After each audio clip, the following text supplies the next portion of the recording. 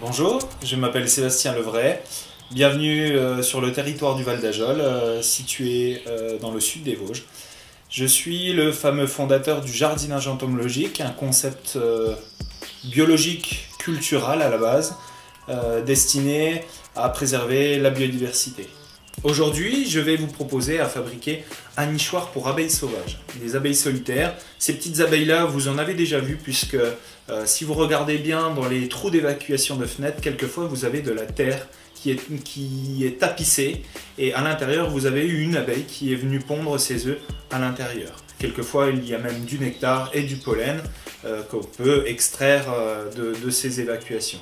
Pour réaliser cet atelier, vous allez avoir besoin d'outils relativement simples. Une scie pour pouvoir couper une planche de bois. Vous aurez besoin d'un crayon et d'un mètre pour pouvoir mesurer vos découpes. Vous aurez besoin également de renouer du Japon. C'est une plante relativement invasive qu'on retrouve au bord de l'eau. Vous aurez besoin d'un sécateur ou d'un petit ciseau pour pouvoir couper cette renouée du Japon qui est relativement facile, un marteau et des clous. Dans un premier temps, je vais prendre mes cottes pour réaliser un nichoir qui va être de 15 cm de hauteur. Puis vous pourrez utiliser bien sûr une scie. Moi j'utilise une scie électrique, mais vous pouvez le faire totalement à la main. Une fois les 4 morceaux sciés, vous allez pouvoir l'assembler pour y former un cube.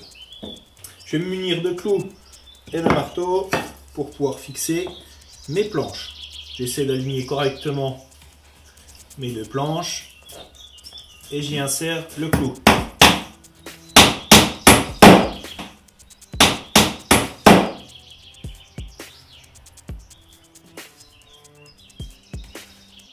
J'évite de préférence de me taper sur les doigts.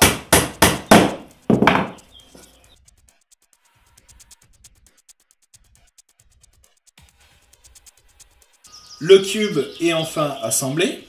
Je vais pouvoir découper ma renouée. Je vais devoir couper à la longueur mes fagots de renouée. Je recommence. Hop.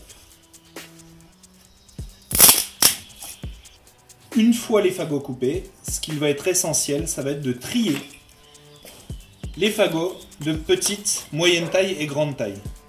Sachez que des fagots de très grosse taille ne serviront pas du tout aux insectes. Une fois mes fagots triés, je vais pouvoir les insérer dans le cube.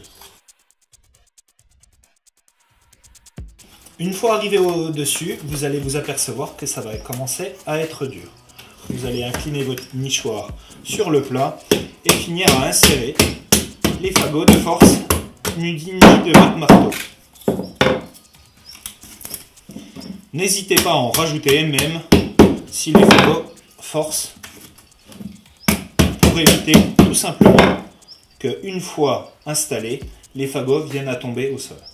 Et pour finir, pour installer le nichoir, nous allons y installer un petit crochet pour pouvoir suspendre votre nichoir dans le jardin. La hauteur, minimum 70 cm de hauteur et éviter des endroits trop ventés. Et le mieux, c'est que le nichoir soit accompagné à proximité d'une végétation qui va venir camoufler le refuge.